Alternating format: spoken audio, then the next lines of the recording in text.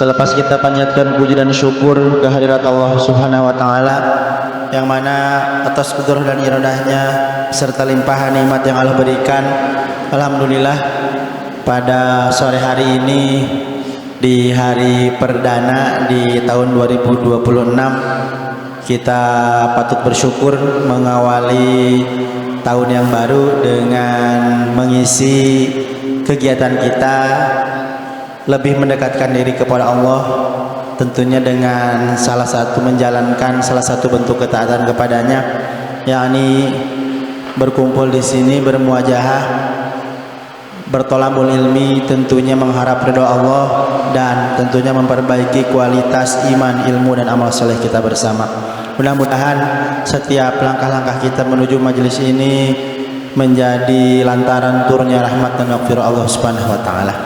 Ikhwatu iman rahimakumullah, alhamdulillah pada Kamis pertama di bulan ini seperti biasa kita mengkaji atau belajar kembali membahas terkait bab fikih ibadah bersama Ustadz Farid Wajdi, dan insya Allah bahasan ataupun tema yang akan dibawa pada sore hari ini terkait dengan hukum mengonsumsi hewan jalalah. Mudah-mudahan dapat menjadi tambahan khazanah keilmuan bagi kita semua sebagai landasan tentunya kita beramal di kehidupan kita sehari-hari. Maka dari itu ikhwatu iman sekalian, mari kita persiapkan penglihatan, pendengaran serta perhatiannya kepada apa-apa yang akan saya sampaikan. Insyaallah akan sangat berguna dan bermanfaat untuk kita semua. Kajian kita mulai kepada Al-Ustaz, dipersilahkan.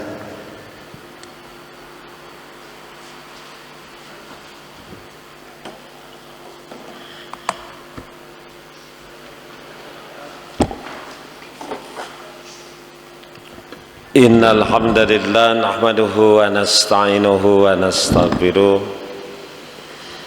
wa na'udzu billahi min sururi anfusina wa min sayyiati a'malina may yahdihillahu fala mudilla lahu wa may yudlil fala hadiyalah.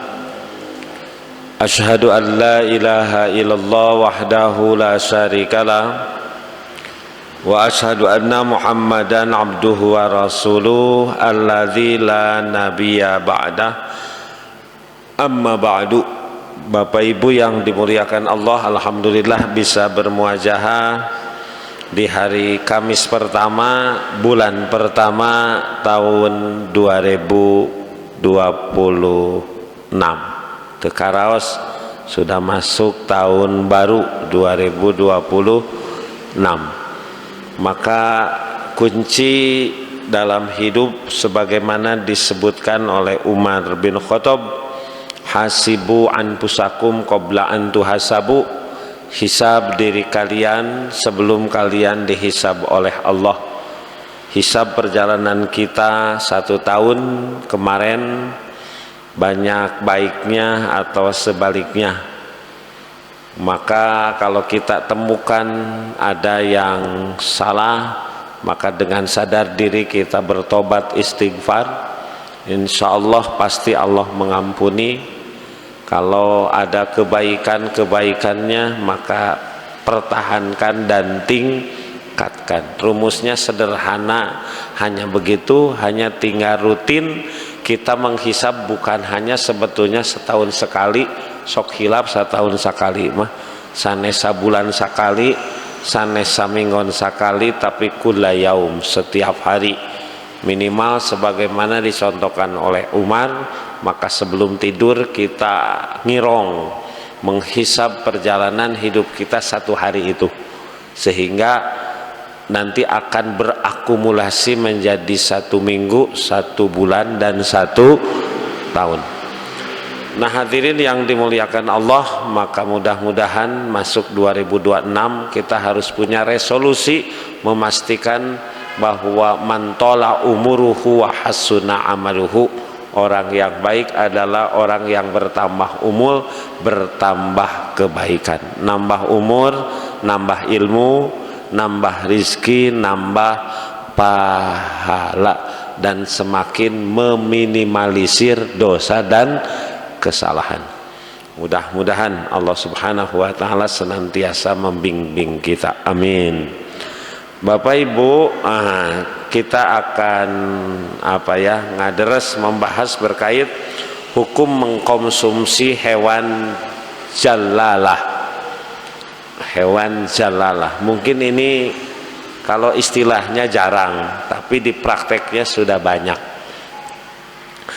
Hadirin sekalian, sebelum sampai ke sana, maka yang pertama bahwa alam dunia dan isinya itu diperuntukkan buat kita manusia, sehingga hewan itu juga ditundukkan buat kita.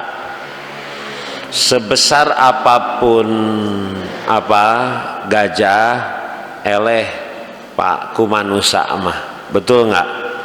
Raja hutan singa eleh ku raja Jawa mah, ya eleh Pak. Itu ya, singa itu hanya menjadi tontonan bagi manusia. Eta munding anu gede ternyata dituntun ku budak anu teu make baju ololeho. Ini menggambarkan bahwa memang seluruh binatang itu ditundukkan bagi manusia. Wasakhkhara lakumul an'am, Allah menundukkan binatang untuk manusia. Nah, kalau kita melihat surat Yasin ayat 71 sampai 75, Allah menggambarkan a'udzubillahi minasyaitonirrajim. Awalam yarau anna khalaqnahu mimma amilat aidina an'amang fahum laha malikun. Dan apakah mereka tidak melihat bahwa kami telah menciptakan binatang ternak untuk mereka. Kami menciptakan binatang ternak untuk mereka, yaitu sebagian dari apa yang kami ciptakan itu dengan kekuasaan kami, lalu mereka menguasainya. Fahum laha malikun. Ternyata yang diciptakan oleh Allah, binatang ternak itu dikuasai, dikonsumsi, dinikmati itu oleh manusia. Wa dzallalna halahum faminha rukubuhum wa minha yakulun. Dan kami tundukkan binatang-binatang itu untuk mereka, maka manusia, maka sebagiannya menjadi kendaraan. Faminha rukubuhum, ada binatang yang menjadi tunggangan, siga naon, kuda, seperti juga sapi ya di Jawa gitu. Faminha rukubuhum wa minha yakulun. Dan sebagiannya juga ada yang dimakan. Walahum fiha manafi'u, dan mereka memperoleh berbagai manfaat, wa masyaribu, dan minuman darinya. Kan ada air susu, iya kan, susu sapi, susu kambing etawa. Afala yashkurun, tidakkah mereka bersyukur? Luar biasa Allah menempatkan kita di muka bumi, dan Allah berikan berbagai fasilitas untuk kemudahan hidup kita, termasuk binatang-binatang itu. Nah, hadirin sekalian, di antara ujian bagi manusia, nah ada hewan atau binatang yang diharamkan. Ada hewan binatang yang diharamkan. Kenapa katanya Allah menciptakan satu binatang atau makanan minuman diciptakan tapi tidak boleh dimakan, tidak boleh diminum? Itu namanya apa? Ujian. Ujian ada tapi tidak boleh, gitu. Yang sifatnya permanen. Tapi ada yang sifatnya kondisional, situasional, sementara. Nah, seperti makanan minuman yang sehari-hari boleh kita konsumsi, di bulan Ramadan mah jadi nggak boleh. Leres tuh, gitu. Padahal itu lumrah boleh, tapi dalam situasi tertentu menjadi tidak boleh. Ujian bukan? ujian. Maka pertanyaannya, berat mana diuji waktu ada dan diuji waktu tidak ada? Maka jawabannya berat kene diuji waktu aya. Di piwarang saum Ramadan teh sabab teu aya sangu, teu aya tuangan, teu aya leueuteun, pan sanes semuanya juga ada. Tapi walaupun ada, tidak boleh dimakan dan diminum.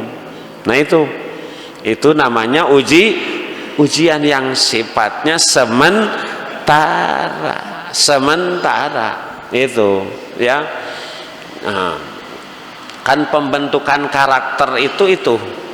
Jadi kalau membentuk kebiasaan itu diantaranya dengan saum gitu, supaya nanti hikmahnya memang banyak.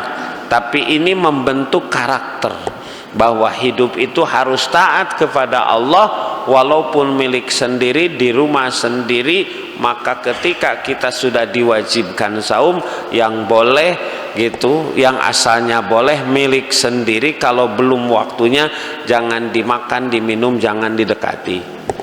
Nah ini juga ada yang sifatnya permanen, sehingga ini menjawab pertanyaan ongkoh diciptakan tapi tidak boleh dimakan, tidak boleh ya ini ujian sepanjang hayat, ujian. Nah yang pertama, ini yang haram itu di surat Al-Baqarah 173. Innama harrama alaikumul maitata, hanya saja yang diharamkan itu adalah mait, bangke, wadama, darah, walah malhinjil, daging babi, wama uhilla bihi li ghairillah, sembelihan yang bukan karena Allah. Bangke semuanya haram kecuali bangke belalang dan bangke ikan, boleh gitu. Mendakan belalang kenging itu digoreng, sok sanajan geus pae ya. Walah wadama, darah, bahasa kita darah yang mengalir gitu, ditamperkeun jadi naon, bahasa Sunda jadi naon, marus, sanes marus gitu. Kalau darah yang menempel di daging yang sedikit-sedikit kan adanya Pak, itu mah teu sawios wios, eta mah teu sawios wios. Walah mal hinjir, daging babi, kumaha tulangna, kumaha kulitna, kumaha minyakna, ini namanya min itlaqil juzwa iradatikul, disebut sebagian maksudnya semuanya. Disebut daging babi karena hewan biasanya yang dikonsumsi ngala naona daging, ngala daging. Nah, itu tak, bukan berarti di luar daging babi itu boleh. Ini disebut sebagian, maksudnya keseluruhan. Kalau manusia bekerja dengan apa?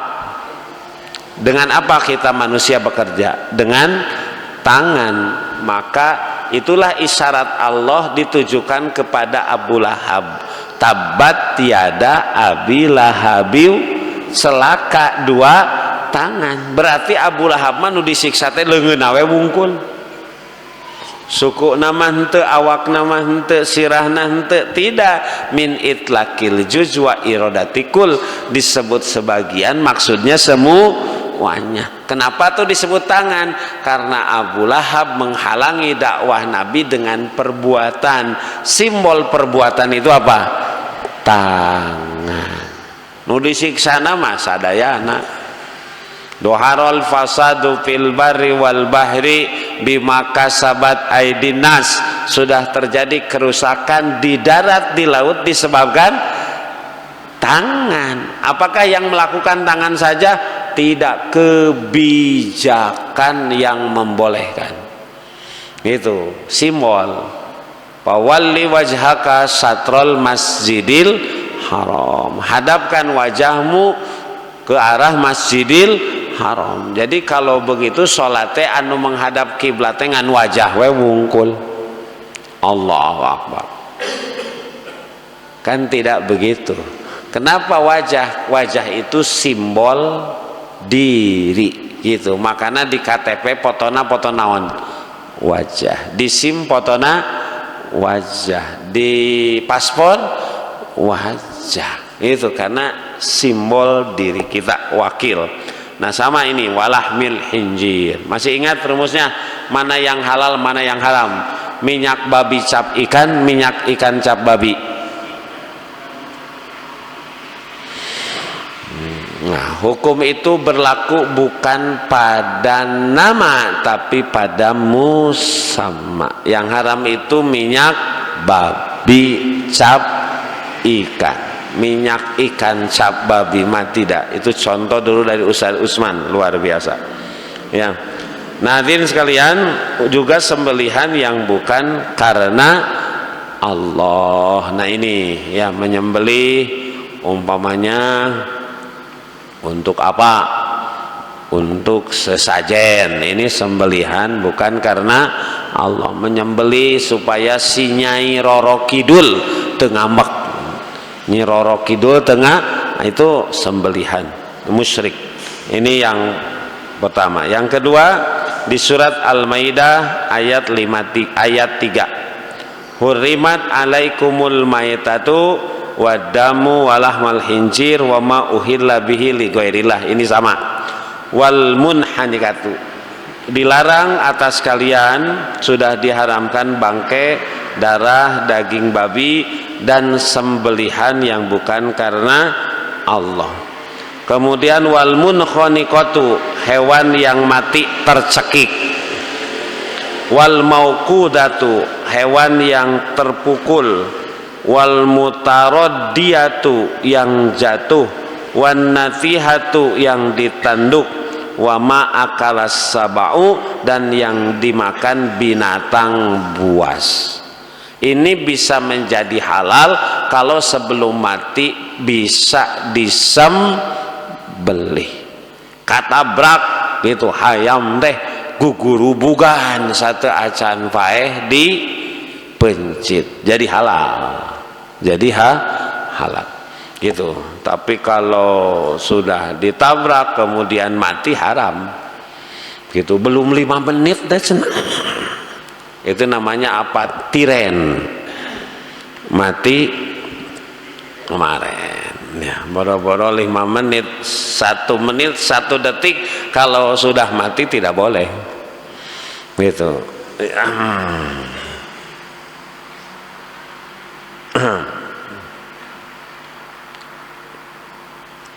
Nah kemudian yang tadi nyambung di surat Al-An'am ayat 121, wala ta'kulu mimma lam yudhkarismullah alaihi. Tidak boleh memakan sesuatu yang tidak disebut nama Allah ketika menyembelih. Ketika menyembelih tidak disebut nama Allah, maka tidak boleh. Memang nanti ada pengecualian, kecuali sembelihan ahli kitab itu hillulakum. Tapi ini secara umum, makanya etika ketika kita mau menyembelih bismillahi wallahu akbar.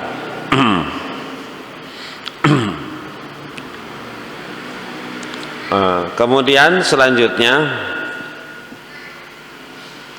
itu ayat-ayat yang menjadi ujian haram mengkonsumsi binatang, itu di surat Al-An'am ayat 145. Qul la ajidu fima uhiya ilayya muharraman ala ta'imin yat'amuhu. Tidak kudapati sesuatu yang diwahyukan kepadaku yang diharamkan untuk dimakan, illa ayakuna maitatan, bangkai audaman maspuhan, darah yang mengalir, aulah mahinjir, atau daging babi, fa innahu rizsun, itu adalah najis. Itu adalah najis. Itu kalau tersentuh najis tidak. Tidak, najis di sini adalah najis, haram dimakan. Kayak musyrik itu najis, najisnya adalah melakukan perbuatan musyrik. Jadi najis itu ada najis dalam bentuk benda, ada najis dalam bentuk yang dimakan, ada najis yang dalam bentuk akidah. Innamal musyrikuna najas, orang musyrik itu najis. Makanya kalau ada pertanyaan, bagaimana kalau minyak minyak wangi itu terbuat dari ada unsur babi, najis tidak? Secara hukum tidak, karena najisnya itu dimakan. Itu najisnya itu dimakan. Ini harus ditempatkan. Itu secara hukum. Tapi tentu saja kenapa harus mencari yang begitu, kan yang halal juga banyak. Tapi kalau bicara hukum begitu, bicara hukum boleh atau tidak. Walaupun umpamanya boleh, tidak berarti kita sembarangan. Kenapa tidak mencari yang halal gitu. Ya. Nah ini Bapak Ibu sekalian.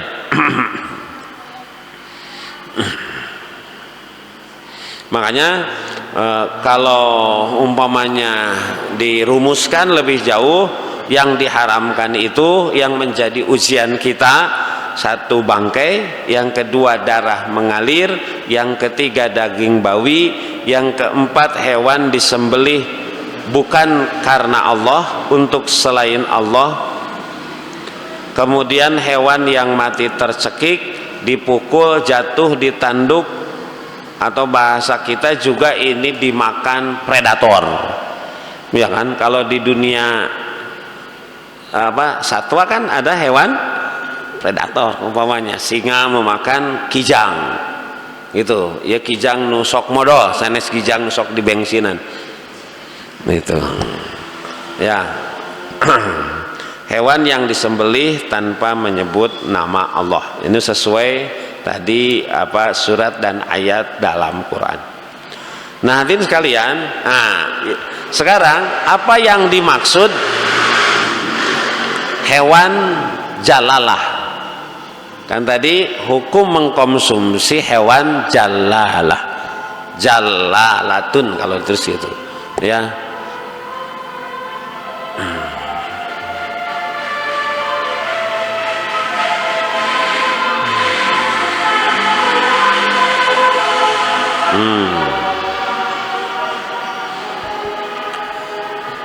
Bapak Ibu, secara bahasa jalla itu artinya, jalalah itu dari jalla, itu terbiasa memakan sesuatu. Jadi hewan jalalah itu adalah hewan yang halal, yang halal itu yang halal, tapi makanannya berasal dari yang najis, dari yang najis, sehingga nanti berpengaruh gitu, berpengaruh mungkin karena bau, mungkin pada rasa, termasuk sifat daging. Jadi hewannya halal tapi pakannya najis atau kotor, itu bagaimana hukumnya? Nah hadirin sekalian, contoh umpamanya lele gitu, lele pakanan naon? Jadi long yam, non long yam teh. Nah itu long yam gitu. Kan secara ekonomi kan bagus ya gitu. Nu di paraban hayam dapat telurnya, tapi pada saat yang sama bisa panen lele, kan hebat secara ekonomi gitu. Kalau khusus umpamanya kita menanam lele itu supaya nanti bisa dijual gitu, secara ekonomis itu kan kudu di paraban. Iya mah ternyata gitu parabna teh pakannya itu kotoran ayam. Nah itu termasuk namanya hewan jalalah. Atau sapi, mohon maaf, makanannya kotoran manusia. Tadi ikan, ya ada juga ikan. Itu zaman dulunya, itu naralepon, bahasana di paricingan, di bawahnya ikan, gitu. Ayam memakan bangkai atau kotoran. Ini diantara contoh hewan jalalah. Jadi hewannya halal tapi pakannya kotoran atau yang najis, itu disebutnya hewan jalalah. Banyak ya Bapak Ibu di kita, banyak nggak? Banyak. Di kita banyak Bapak Ibu. Nah, ini dalam hadis riwayat Imam Abu Dawud disampaikan oleh Rasul sallam, naha Rasulullah sallallahu alaihi wasallam an aklil jalalati wa albaniha. Rasulullah SAW melarang memakan hewan jalalah dan meminum air susunya. Kan umpamanya kambing, kalau makanannya tadi kotoran, kan ada air susu kambing. Sapi juga demikian, gitu. Jadi bukan hanya hewannya yang menjadi haram di sini atau dilarang oleh Nabi, tapi juga turunannya. Dalam hal ini susunya, gitu. Rasul melarang karena bahasanya naha Rasulullah an aklil jalalati wa albaniha.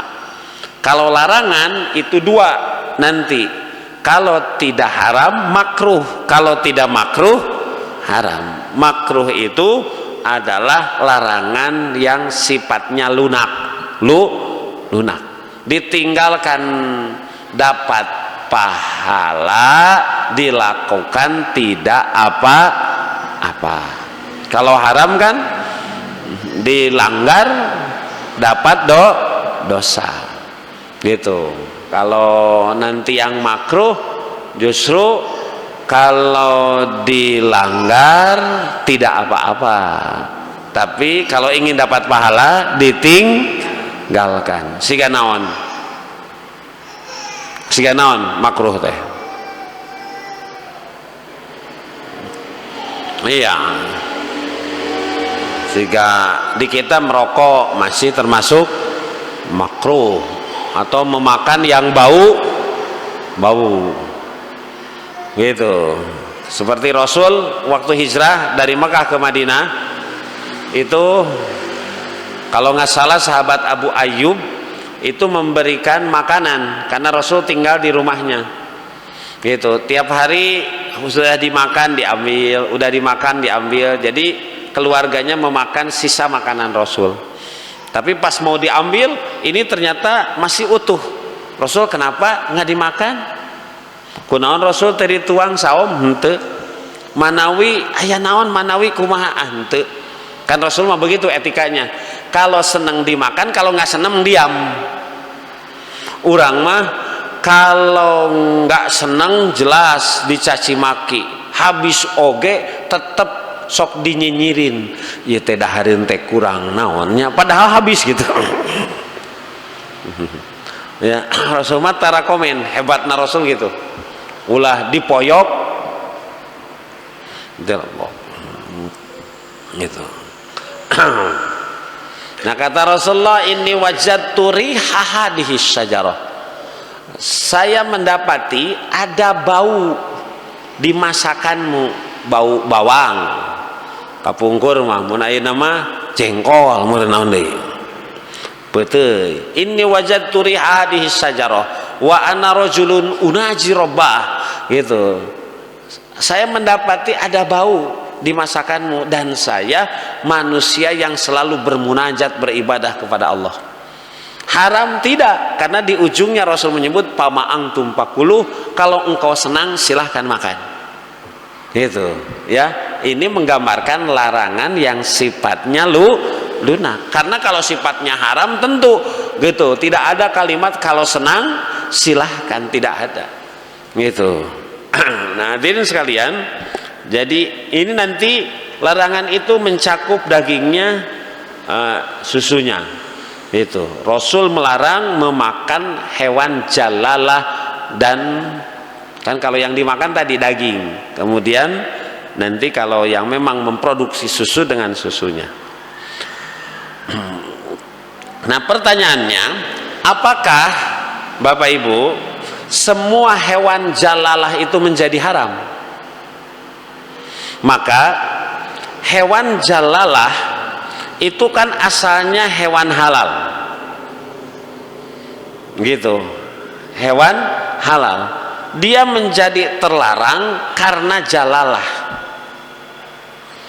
Jadi larangannya bukan karena zat hewannya, tapi kan karena zat hewan apa tadi?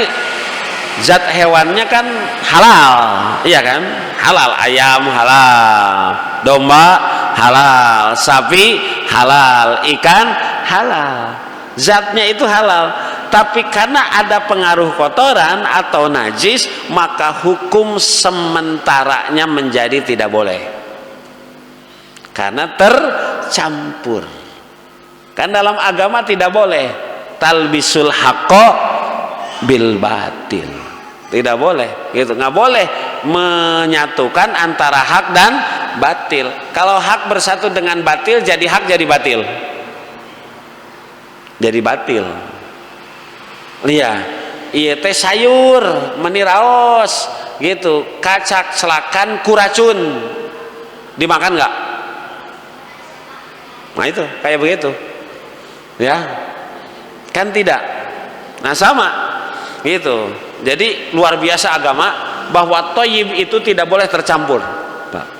Innallaha thayyib la yaqbalu illa thayyiban. Allah itu baik, tidak menerima kecuali yang baik. Hewan ini hewan halal, hewan halal gitu, hewan halal secara syariat halal gitu. Tapi kenapa jadi pertanyakan, bahkan bisa menjadi haram karena ada campuran yang tadi pakannya. Nah makanya disebut dilarang itu bisa sementara. Hewan disebut jalalah manakala mayoritas dominannya makanannya najis, dan itu menjadi kebiasaan, bukan sesekali. Mun sakali-kali mah iya mah memang dominan ya, seperti tadi di longyam itu kan dominan sanes sekali-kali itu.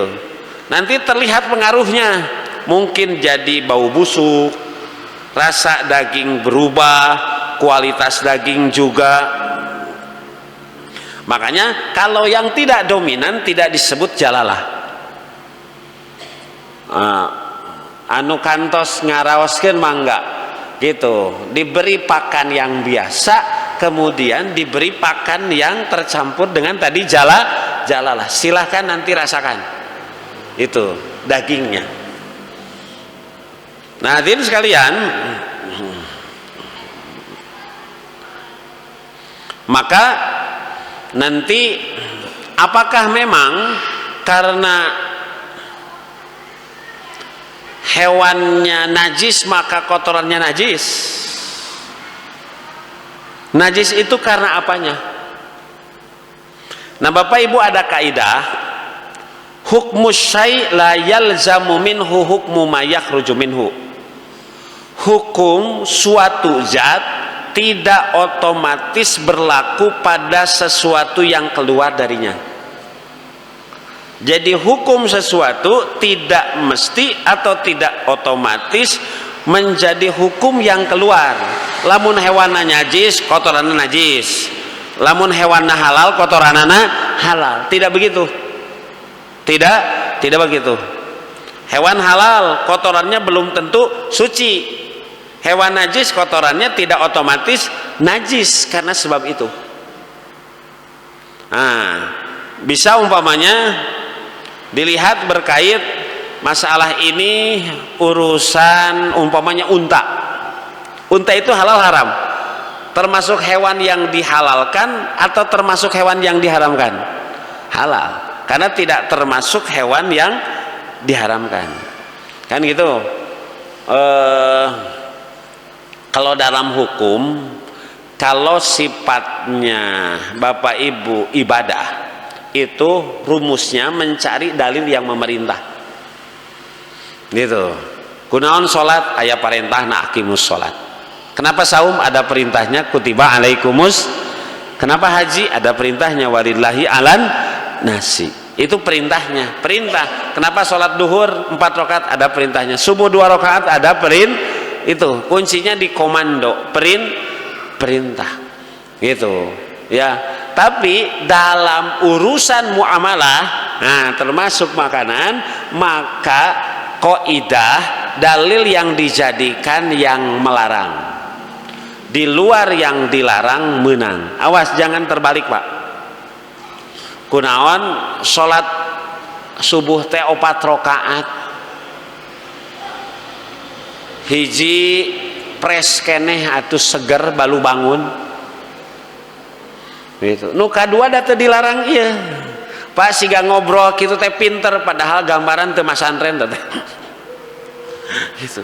Urusan ibadah mah jangan cari dalil yang melarang, cari dalilnya yang memerintah. Ida amartukum bisai fa'tu minkum mastata'tum. Kalau diperintah laksanakan.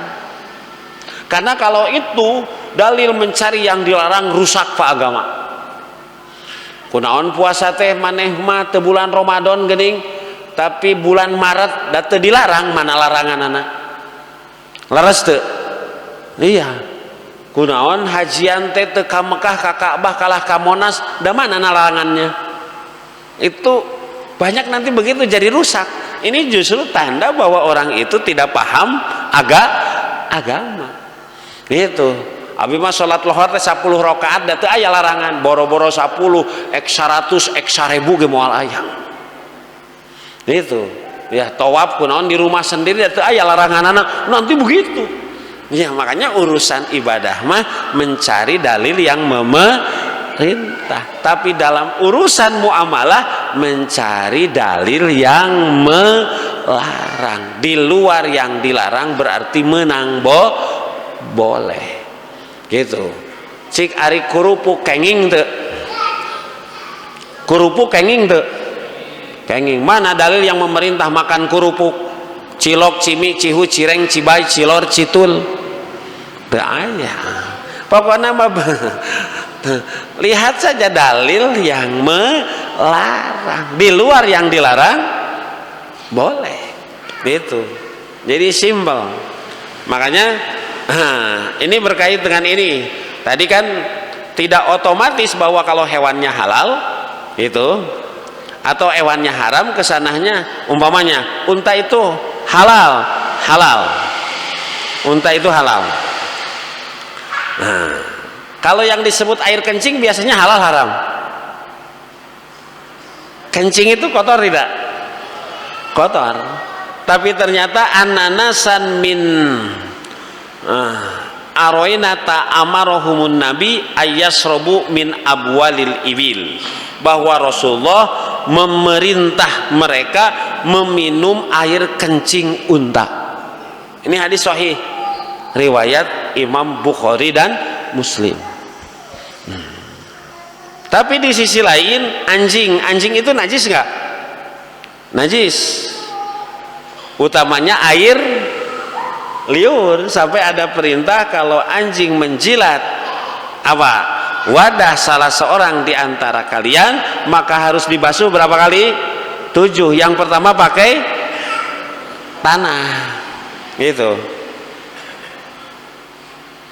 Tapi kotoran anjing tidak dibahas karena najisnya air liur. Ya kan? Ini kan air liurnya najis, tapi kotoran nama tidak dibahas. Bukan karena zat hewannya semata. Makanya najisnya bukan karena hewan itu najis, tapi bagian tertentunya saja. Jadi Bapak Ibu yang dimuliakan Allah, maka nanti yang begini itu ujungnya bagaimana penentuannya? Penentuannya ada dalilnya atau tidak. Kuncinya nanti di dalil.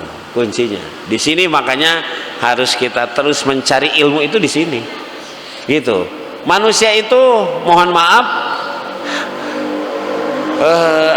bersih tidak, manusia halal tidak, halal. Tapi mohon maaf kotoran kita menjadi najis. Padahal badannya tidak, kan gitu. Ya. Nah, oleh karena itu hukum memakan hewan jalalah itu kalau dominasi makanannya najis sehingga nanti berubah tadi itu termasuk juga rasanya, maka itu hukumnya menjadi haram. Tapi kalau dominasi makanan najis tapi tidak jelas gitu, maka hukumnya ada yang menyebut makruh gitu kalau pengaruhnya belum jelas. Tapi kalau sudah disucikan, nah di sini solusinya. Itu hewan jalalah begitu, makanannya yang najis, yang kotor, tapi nanti ada proses tertentu gitu, maka itu bisa berubah menjadi halal. Syaratnya najisnya sedikit dan tidak dominan. Kalau nanti najisnya sedikit, tidak dominan, kadang-kadang bukan makanan pokok, maka itu hukumnya halal. Nah, hadirin sekalian, bagaimana solusi? Itu ya, kalau tadi hewannya halal tapi makanannya yang kotor. Gitu. Nyaah, ieu teh dina sabalong teh sabaraha kintal wala. Lamun jadi haram sabaraha hal. Coba kalau lele 1 kilo berapa? 25 berapa? 25 atau berapa ya? Kalau umpamanya 25.000 atau 10 gitu. Kali umpamanya punya 1 ton saja dalam 1 kolam gitu. Tapi makanannya ayamnya umpamanya 1.000-2.000 dominasi. Itu kan berapa? Iya kan? Luar biasa. 1 kali panen gitu. Maka bagaimana rumusnya kalau itu menjadi haram? Maka luar biasa agama memberikan Bapak Ibu jalan keluar. Maka lakukan yang disebut dengan istibra. Istibra itu cara mensucikan hewan jalalah. Istibra adalah mengurung hewan jalalah dan memberinya makanan yang suci sehingga pengaruh najisnya menjadi hilang. Jadi kan tadi makanannya adalah yang najis, yang kotor gitu. Nah, sebelum dikonsumsi itu dilakukan proses yang namanya istibra. Mun di urang manaon di naon? Diberok, Pak. Jadi sebelum nanti dikonsumsi atau dijual gitu diberok gitu. Ya, dipindahkan umpamanya ke kolam gitu yang kosong, kemudian disimpan di sana gitu. Baik diberi makan, tapi kalau diberi makan, makannya yang halal, yang tidak diragukan atau tidak. Bahkan menurut menurut pakar, kalau diberok terlebih dahulu itu kalau umpamanya dijual ke tempat yang jauh itu secara fisik lebih sehat. Jadi dari sisi kesehatan itu ternyata itu lebih sehat gitu. Kalau hewan-hewan yang begitu itu ya luar biasa. Nah, ini mengurung ayam jalalah itu pernah di kalangan sahabat ada yang namanya Ibnu Umar, kana yahbisud dajajatal jalalata salasan. Ya. Jadi ada ayam yang makanannya kotoran. Gitu, kotoran. Ya, maka Ibnu Umar mengurung ayam jalalah yang makanannya kotoran selama 3 hari. Jadi kalau diberok selama minimal 3 hari. Pindahkan kana balong gitu, anu sanes simpan sabaraha dinten minimal 3 hari gitu. 3 hari itu bukan kepastian gitu. Cuman kalau melihat sahabat Ibnu Umar itu kan, Ibnu Umar itu Abdullah bin Umar nama aslinya, itu sahabat yang paling taasik. sahabat yang paling mencontoh hidupnya kepada Nabi. Jadi kalau Nabi memakai sandal yang warnanya kuning, dia ikut gitu. Nabi nyisir gaya rambutnya begini, dia ikut. Itu bahasa kita mah fan berat. Nabi dulu lewat ke sana, sholat di sana, Nabi meninggal, dia lewat lagi, mau sholat, pas mau sholat ada air tergenang, milari kesik diurug heula sholat, tu bakat tak asik naka Nabi. Nah kata Ibnu Umar, kana yahbisud dajajatal jalalata salasan. Ibnu Umar mengurung ayam jalalah selama 3 hari. Nah hadirin sekalian, istibra mun urang mah tadi naon Pak? Ngaberok. Nah lama istibra, lama ngaberok itu tidak ada waktu baku. Ukurannya itu yang menjadi ukuran bukan 3 harinya gitu, tapi hilangnya najis atau kembali normalnya daging. Jadi kembali normalnya daging. Kalau dikira-kira 2 hari sudah normal, 2 hari gitu ya. Kalau umpamanya 3 hari belum, maka 4. Kalau 4 belum, 5. Kalau 5 belum, gitu terus gitu. Kan seperti memandikan mayit, berapa kali? 3. Kalau 3 belum, 5. Kalau 5 belum, piraku. 7. Mun 7 belum, piraku gitu. Dan piraku gitu. Rumusnya semakin lama semakin bersih, semakin lah, tapi ada standar minimal waktu terpendek. Kan kalau disebut 3 itu ukuran banyak tapi jumlahnya paling sedikit. Pang saeutikna tinu seueur. Ini termasuk banyak tapi bilangan paling sedikitnya berapa? 3 gitu. 3. Bahkan ada yang menyebut 3 hari minimal, 7 hari, bahkan untuk kambing mah atau sapi itu sampai 40 hari gitu, sampai 40 hari gitu ya. Tentu ini kalau di kedokteran gitu atau mungkin ada ilmuwan gitu, proses di dalam perutnya gitu. Tapi prinsip dasar ini sebagai bentuk kehati-hatian. Nah, apa hikmah Bapak Ibu sekalian larangan hewan jalalah? 1, hikmahnya menjaga kesucian makanan, menjaga kesucian.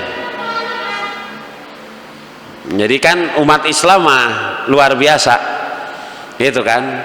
Umat Islam itu kanahlah katanya. Seperti apa? Seperti itu yang menghasilkan madu apa? Apa? Lebah. Coba. Itu. Kenapa madu menjadi obat? Karena lebah itu tidak pernah hinggap kecuali di bunga pohon, ya kan? Yang bersih, sehingga saripatinya lahir madu. Begitu. Nah, itu umat Islam itu harus begitu. Ya. Bukan hanya nanti zatnya yang harus halal, tapi juga thayyib. Yang kedua, menjaga kesehatan. Menjaga kesehatan. Yang ketiga, menjaga thayyib, baik dan bersih.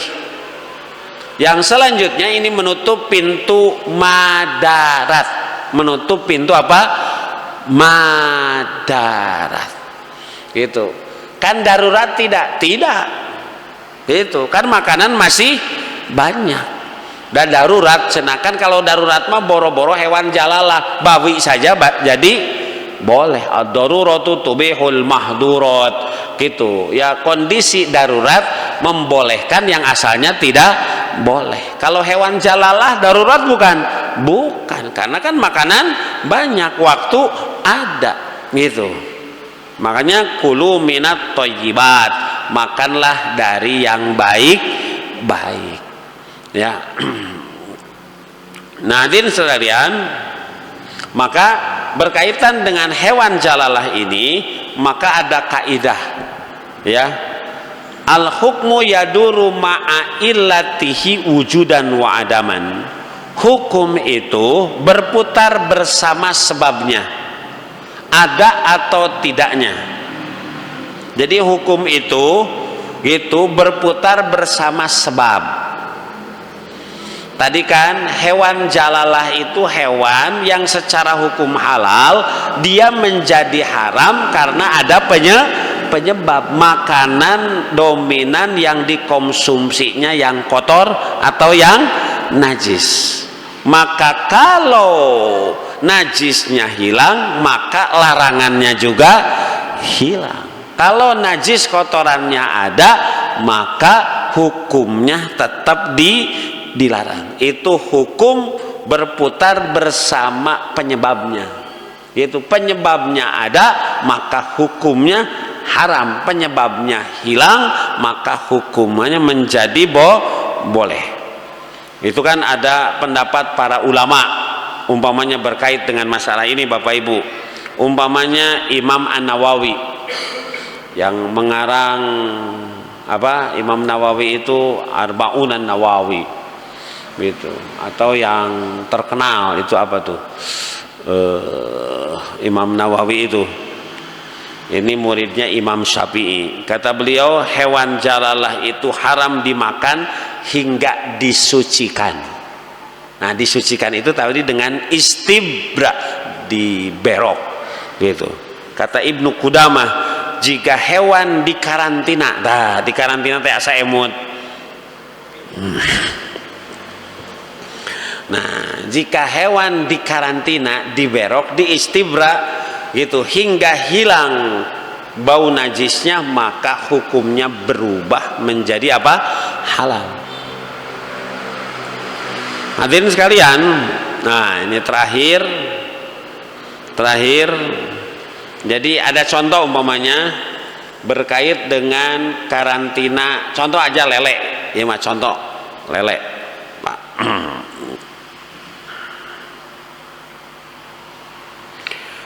Kalau yang dilakukan umpamanya diidentifikasi, kalau yang dilakukannya lele diberi kotoran ayam sebagai pakan dominan.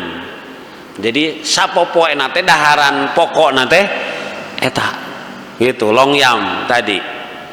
Maka di sini berarti masuk hewan jalalah. Masuk hewan jalalah. Berarti karena dominan. Tapi kalau sekali-kali itu tidak termasuk jalalah. Sekali-kali umumnya eta mah teu. Gitu. Tapi ini dominan. Gitu. Kemudian lamun dipisahkan, lele dipisahkan ke kolam khusus, maka ini sama dengan menghentikan sebab najis.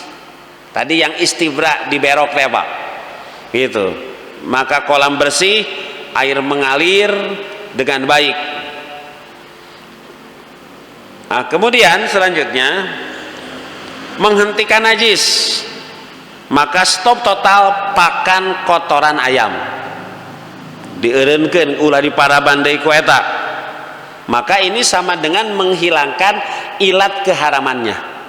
Tadi kan haram itu sabab pakannya najis kotor. Ketika penyebabnya itu dihilangkan, dibersihkan karena dihentikan, dikarantina itu, maka ilat haramnya menjadi haram, maka itu wajib dilakukan istibra.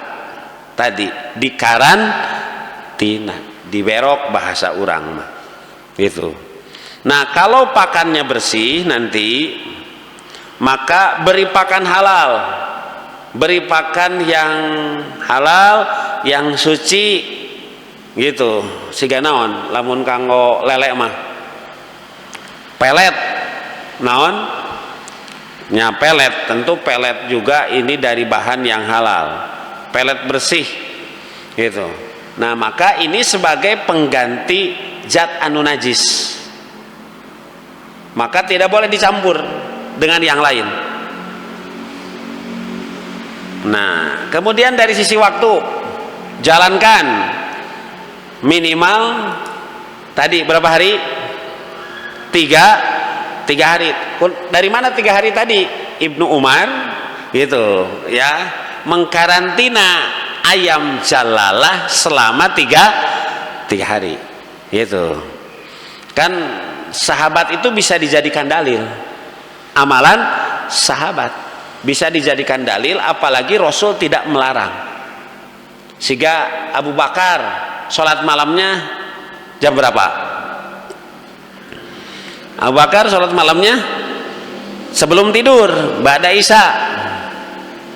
Umar sholat malamnya waktu yang paling afdol, wassallu bil laili wan nas sunyam. Umar sholat malamnya di waktu enak-enaknya tidur gitu, kajarinakeun janari di sepertiga malam terakhir gitu. Maka oleh Rasul dibolehkan, wujud dibolehkan, dua-duanya dipuji. Umar dipuji, engkau mah orang kuatan. Abu Bakar dipuji, engkau mah orang hati-hati. Bisi kaberangan dipegat memeh tidur. Hebat anjin mah orang hati bisi kaberangan. Kita baru pulang jam 12 jam 1, kalau tidur boro-boro tahajud, subuh oge bieng sholat hilawe 3 rakaat dipegat gitu ya. Wah, hati-hati gitu. Kalau siga Umar mah tidak, Nabi saya mah sepertiga malam terakhir, engkau mah orang kuatan. Yang sebelum tidur dipuji gitu, yang sebelum subuh janari dipuji. Nu teu dipuji saha? Nu teu salat. Kan itu gitu Pak. Jadi amal sahabat itu bisa jadi dalil. Ini sahabat Ibnu Umar yang tadi paling taasi 3 hari. Kemudian nanti juga dievaluasi dari sisi bau, air atau lendir gitu ya. Kemudian nanti kalau umpamanya masih dianggap kurang, maka nanti bisa tambah waktu gitu. Ini tambah waktu sebagai bentuk waro, kehati-hatian. Asa can bersih 3 hari mah ditambahan we saminggu. Itu sebagai bentuk dalam hukum itu kan harus begitu. Dalam hukum itu sebagai wujud kehati-hatian gitu. Nah, kemudian selanjutnya nanti dilihat indikatornya gitu. Umpamanya bau normal, kemudian tidak amis busuk. Umpamanya kalau daging itu daging nagetos normal. Nah, ini kan bisa dibedakan tadi gitu ya. Maka daging kembali toyib, maka diputuskan boleh dipanen, dikonsumsi karena halal gitu. Mana hukumnya kembali halal gitu. Jika ragu-ragu, itu masih ragu-ragu abi mah itu teh, maka tunda, jangan dulu dimakan gitu, atau nanti dijual. Ini dalam rangka menghindari subhat, maka yang subhat itu harus ditinggalkan gitu. Itu namanya Bapak Ibu tentu yang punya mungkin perusahaan atau yang di rumahnya begitu, ini penting dilakukan sebagai wujud kehati-hatian. Duh, Pak Ustadz jadi aya biaya keur ngaberok itu. Biasa nama langsung panen. Nah, ini agama Pak. Wios, da gitu, lelena ge milik saha? Allah, balongna Allah, caina Allah, tanahna Allah, awak urangna udah ya, kan hidup mah untuk taat kepada Allah, mencari ridho Allah. Ayeuna jadi aya proyek baru, maka di sana ujian ketaatan. Kemarin macan terang mawios, duh Pak Ustadz hatur nuhunnya di wartosan abis sabaraha puluh tahun asa ngeunah wes teh gitu ya. Maraban sakali tapi panen berkali ayeuna mah aduh tapi hatur nuhun tuh Pak nu soleh mah di kitu teh hatur aku mau urang we ieu mah danu urang cek saha nu urang ti Allah. Nah Bapak Ibu luar biasa ternyata gitu Pak, itu yang disebut mafarotna fil kitabi min syai. Urusan apapun dijelaskan dijelaskan sugan teh nu kieu pan di zaman Nabi mah teu aya lele teu aya long ya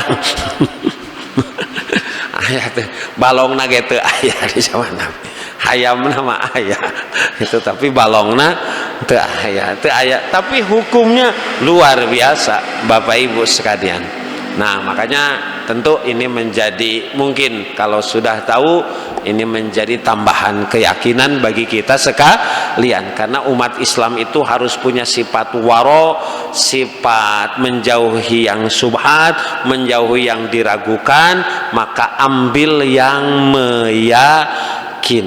Karena Bapak Ibu dunia itu nanti berakhir dengan kematian, tapi ketaatan kepada aturan Allah itulah yang akan menyelamatkan kita masuk surga gitu. Da dunia mah mau dicacanak leres teh, tapi kataatan urang karena hukum dunia anu dijelaskan ku agama tah eta menjadi nilai plus di sisi Allah, kita mendapatkan ridho Allah. Demikian yang bisa disampaikan Bapak Ibu sekalian. Aku qouli hadza wa astaghfirullah li wa lakum. Rabbana atina fid dunya hasanah wa fil akhirati hasanah wa qina adzabannar. Wassalamualaikum warahmatullahi wabarakatuh.